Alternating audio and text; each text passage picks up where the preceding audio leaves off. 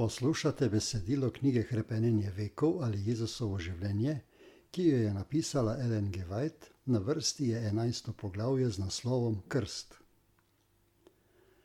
Novice o preroku iz puščave in njegovem čudovitem oznanilu so se širile po Galileji. Sporočilo je prišlo do kmetov v najbolj odročnih hribovskih krajih in ribičev ob jezeru, ter v njihovem preprostem in iskrenem srcu zbudilo najpristnejši odziv. O njem se je govorilo tudi v Nazaretu v Jožefovi delavnici in nekdo je prepoznal klic. Napočil je njegov čas.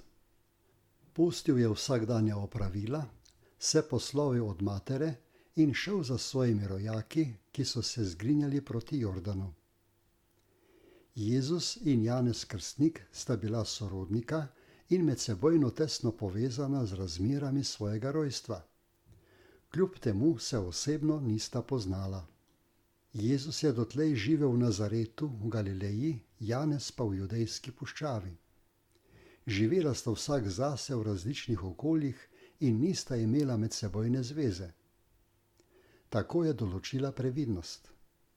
Ni smelo biti nobenega povoda za sum, da sta se dogovorila podpirati trditve drug drugega.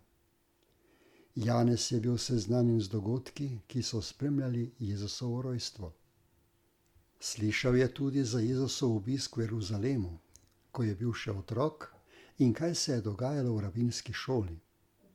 Poznal je njegovo brezgrešno življenje in veroval, da je Mesija, vendar o tem ni imel zanesljivega zagotovila. Dejstvo, da je Jezus toliko let živel zakotno, ne da bi podal posebnega dokaza o svojem poslanstvu, je dalo povod za dvom, ali je on lahko obljubljeni. Toda Janez Krstnik je s polnim zaupanjem čakal, da bo Bog ob svojem času vse razkril. Bilo mu je razodeto, da se bo Mesija želel krstiti po njegovih rokah in da bo tedaj dano znamenje o njegovem božanskem dostojanstvu. Tako bo dobil priložnost, da ga predstavi ljudstvu. Ko se je Jezus prišel krstiti, je Janez v njem prepoznal takšno čistost značaja, kakršne dotlej ni zaznal pri nobenem človeku. Samo ozračje njegove navzočnosti je bilo sveto in je vlivalo globoko spoštovanje. Med množico, ki je prišla k Janezu ob Jordanu, je poslušal zgodbe o hudodelstvih in srečeval ljudi, ki so bili potrti zaradi bremena svojih številnih grehov. Toda nikoli ni prišel v stik s človeškim bitjem, iz katerega bi izžareval tolikšen božanski vpliv. Vse to se je ujemalo s tem, kar mu je bilo razodeto o Mesiju. Vendar se je obotavljal izpolniti Jezusovo prošnjo. Kako lahko on, grešnik, krsti brezgrešnega? In zakaj naj bi se ta, ki ni potreboval spokorjenja, podvrgel obredu, ki je pomenil priznanje krivde, katera se mora oprati? Ko je Jezus zaprosil za krst, se je Janez odmaknil in dejal: Meni je treba, da me ti krstiš, pa hodiš ti k meni? Jezus je odgovoril z odločno, vendar plemenito oblastjo: Pusti zdaj, kajti spodobi se nama, da tako izpolniva vso pravičnost. Potem je Janez popustil, popeljal zveličarja v Jordan in ga potopil v vodo.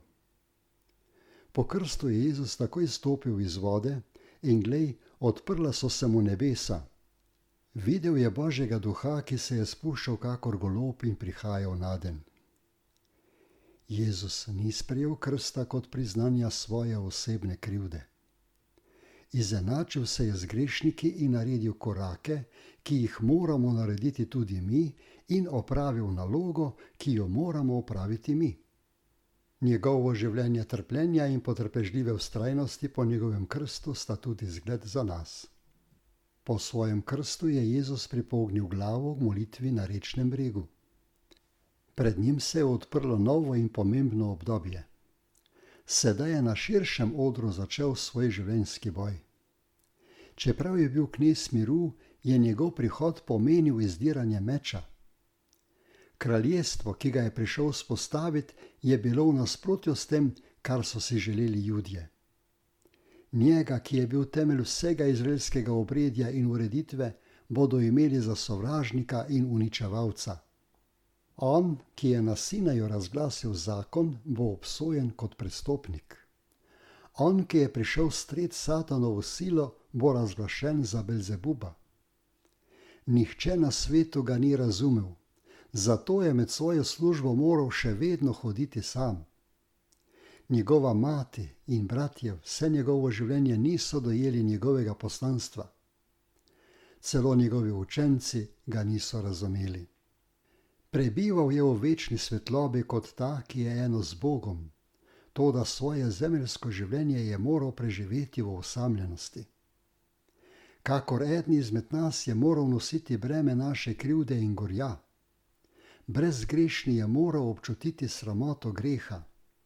Miroljubni je moral živeti s spopadi, resnica je morala prebivati z neresnico, čistost s podlostjo.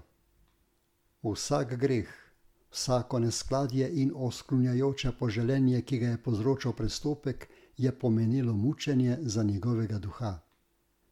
Sam je moral utreti pot, sam je moral nositi breme. Na njem, ki je zapustil božansko slavo in prevzel slabosti človeške narave, mora počivati odkup sveta.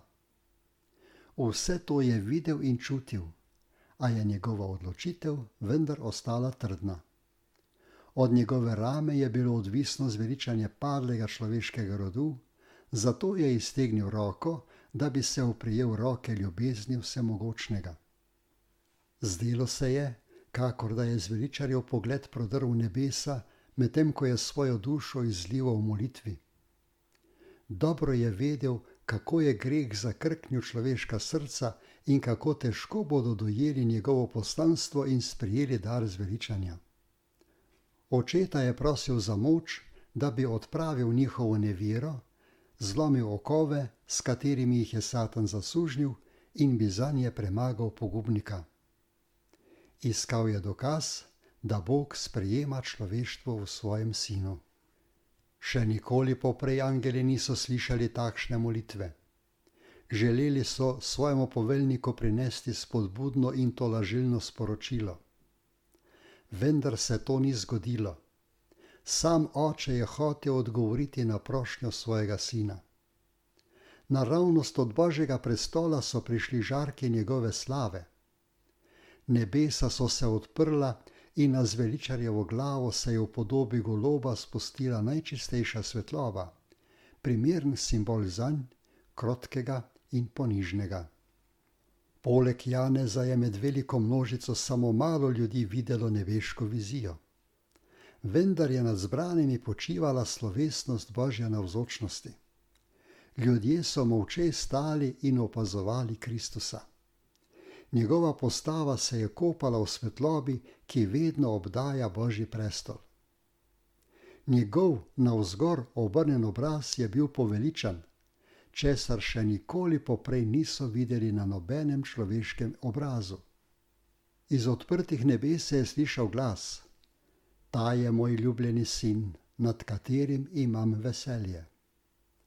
Te besede priznanja so bile namenjene opazovalcem tega prizora, da bi jih navdihnile z vero in zveličarja okrepile za njegovo poslanstvo.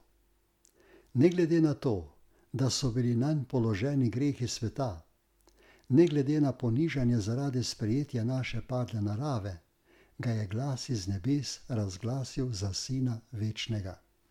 Janez je bil globoko ganjen, ko je videl Jezusa sklonjenega kot ponižnega molivca, ki je s solzami prosil očeta za pritrdilno znamenje.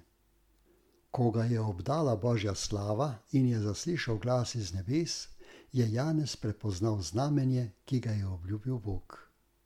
Sedaj je bil prepričan, da je krstil odrešenika sveta. Na njem je počival Sveti Duh, z iztegnjeno roko proti Jezusu pa je vzkliknil: Glejte, Božje jagnje, ki odvzema greh sveta.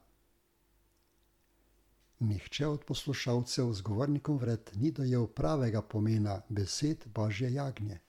Na gori Moriji je Abraham slišal vprašanje svojega sina: Oče, kje je jagnje za žgalno daritev? Oče mu je odgovoril: Bog si bo priskrbel jagnje za žgalno daritev, moj sin. V ovnu, ki ga je Bog priskrbel namesto Izaka, je Abraham videl simbol njega, ki bo umrl za grehe ljudi. Sveti duh je po Izaiju uporabil to prispodobo v prerokovanju o zveličarju, kakor jagnje, ki ga peljejo v zakol. Gospod pa je naložil nanj krivdo vseh nas. Toda izraelski narod ni razumel tega nauka. Mnogi izmed njih so gledali na daritve za greh, kakor pogani na svoje, kakor na darove, s katerimi si lahko pridobijo naklonjenost božanstva. Bog pa je želel Izraelce poučiti, da dar, po katerem jih spravlja s seboj, izhaja iz njegove ljubezni. Besede, ki so bile izgovorjene Jezusu ob Jordanu, ta je moj ljubljeni sin, nad katerim imam veselje, zajemajo ves človeški rod. Bog je spregovoril Jezusu kot našemu predstavniku. Kljub vsem našim grehom in slabostim nismo zavrženi kot brezvredni. Pomilostil nas je v svojem ljubljencu. Slava, ki je počivala na Kristusu, je jamstvo Božje ljubezni do nas. Govori nam tudi o moči molitve, kako lahko naš glas pride do Božjega ušesa in kako so lahko naše prošnje sprejete v nebeških dvorih. Greh je odtrgal zemljo od nebes in jo ločil iz njihovega občestva. Jezus pa je zopet povezal s področjem slave. Njegova ljubezen obdaja človeka in sega do najvišjih nebes. Svetloba, ki je iz odprtih nebes padala na zveličarjevo glavo, bo padala tudi na nas, kadar bomo resno prosili za pomoč, da bi se uprli skušnjavi. Glas, ki je govoril Jezusu, govori vsakemu verujočemu človeku. Ta je moj ljubljeni otrok, nad katerim imam veselje. Preljubi, zdaj smo Božji otroci in se še ni pokazalo, kaj bomo. Vemo, da bomo, ko se prikaže, njemu podobni, ker ga bomo gledali, kakršen je. Naš odrešenik je odprl pot, da lahko najde dostop k očetu tudi najbolj grešen, najrevnejši, najbolj zatiran in najbolj zaničevan človek. Vsi lahko imajo dom v slavnih prebivališčih, ki jih je Jezus šel pripraviti. To govori sveti, resnični, on, ki ima Davidov ključ. Če odpre, ne bo nihče zaprl. Če pa zapre, ne bo nihče odprl. Glej, pred tabo sem na stežaj odprl vrata, ki jih nihče ne bo mogel zapreti.